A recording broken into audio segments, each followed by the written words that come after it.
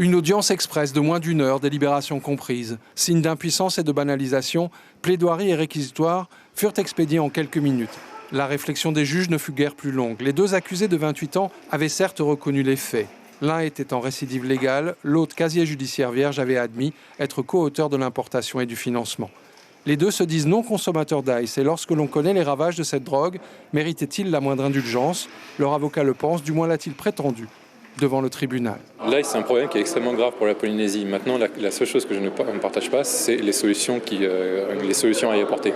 Je ne prétends pas avoir l'entièreté de la solution, mais à mon avis, l'incarcération pour l'incarcération ne peut pas être la seule solution. Parmi ceux qui ont été condamnés à la prison ferme, il y a un gros taux de récidive. Être envoyé en prison, c'est aussi être mis en contact d'autres personnes et du coup apprendre un peu plus les